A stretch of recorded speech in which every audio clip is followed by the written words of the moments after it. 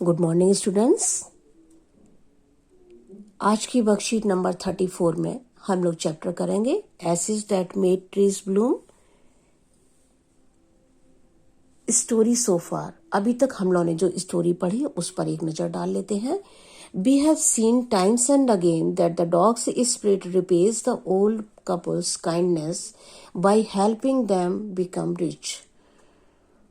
The neighbor couple also tries to become rich using the same method but fails.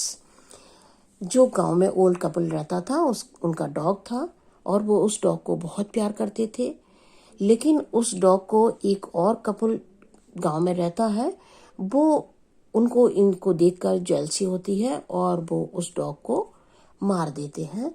Dog जब मर जाता है वो उसके बाद भी उसकी आत्मा सपने में आती है। वो अच्छे वाले कपल के जो उनके मालिक थे उनके सपने में आती है और उनको तमाम तरीके से उनको हेल्प करने की कोशिश करती है और वो इस तरह से जो ओल्ड कपल थे वो बहुत रिच हो जाते हैं।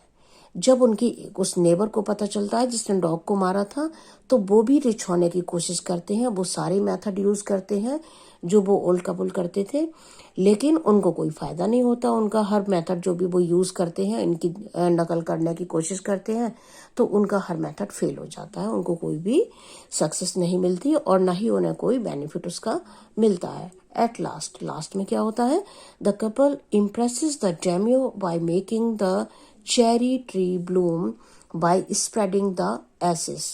और एक बार क्या होता है, वो जो ओल्ड कपल दूसरे वाले थे वो उनका वो मोर्टार ले जाते हैं और उसको टुकड़ों टुकड़ों में तोड़ देते हैं। तो डॉग उनको स्पिरिट में आकर बोलता है अच्छे वाले कपल को कि उस जो वो उन्होंने तोड़ डाला है, उसको जला दिया है, उसकी राख को आप ले आइए, उसके एसेस को आप ले आइए और आप जिस पर डालोगे, ट्री पर डालोगे, वो ट्री जो है वो ब्लूम करने लगेगा। तो ये ओल्ड कपल उस एसेस को उनके यहाँ से मांग लाते हैं जो विकेट कपल थे और उसको ट्री पर डालते हैं, जिससे वो ट्री जो है वो काफी उसमें फ्लावर आने लगते हैं, ब्लूम करने लगता है। The daimyo rewards the old couple with riches. और जब डेमियो को ये देखते हैं तो वो उनको ओल्ड कपल को बहुत ज्यादा उनकी प्रेज करते हैं और उनको रिवार्ड भी देते हैं। अब आगे देखते हैं story. But when the greedy neighbour heard of it, जब वो ग्रीडी नेबर थे, जब उनको ये स्टोरी पता चलती है कि इनको तो राजा ने बुला के, डेमियो ने भी बुलाकर बहुत इनको रिवार्ड दिया, तो वो कहते हैं कि हम भी ऐसा करते हैं। He took some of the magic ashes and went out on the highway.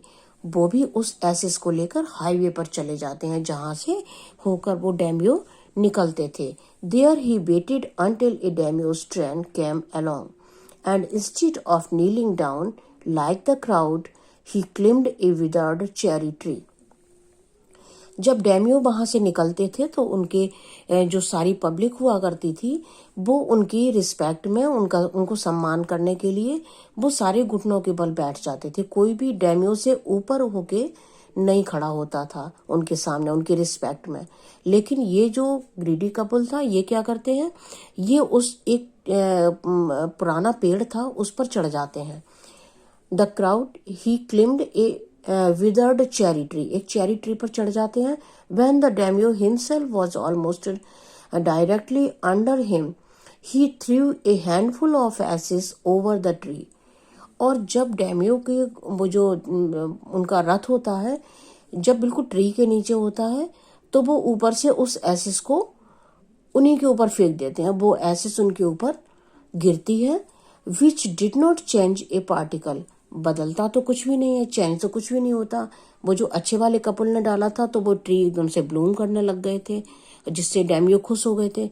लेकिन जब ये ग्रीडी कपल वो जो है उसी एसेस को जो है डालता है तो कुछ भी चेंज नहीं होता है। लेकिन और क्या होता है, the wind blew the fine dust in the noses and eyes of the daimyo's and his wife. वो जो राख की डस्ट जो थी वो उनकी आईज में और नोज में चली जाती है। Such sneezing and choking it spoiled all the pomp and dignity of the प्रोसेसन।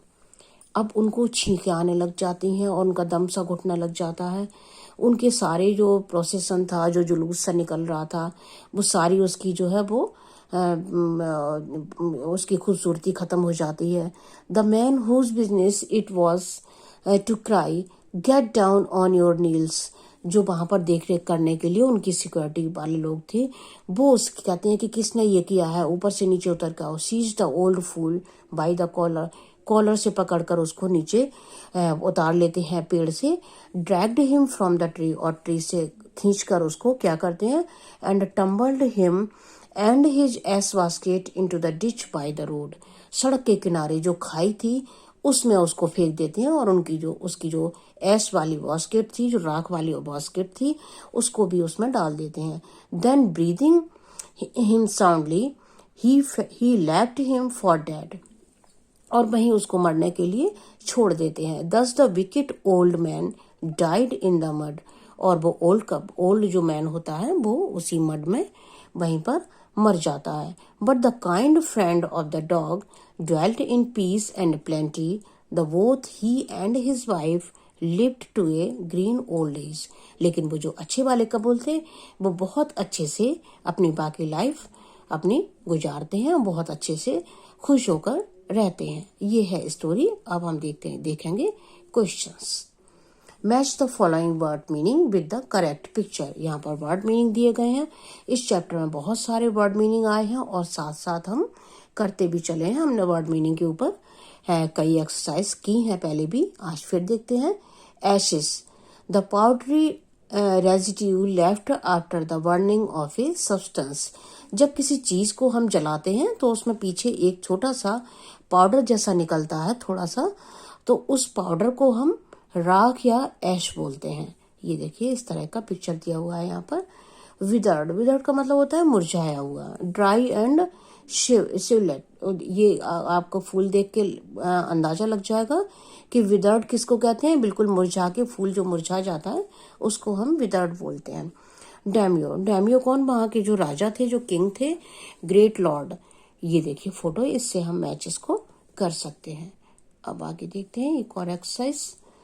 Read the passage and choose the correct answer. What happened when the neighbor threw ashes on the tree? जब वो जो उनके neighbour थे, जो greedy couple थे, उन्होंने जब एसिस tree पर फेंकी तो क्या हुआ? There was no change, कुछ भी चेंज नहीं हुआ। Why was the daimyo angry with the old man? उस ओल्ड मैन से डैमियो क्यों एकदम से नाराज हो गए?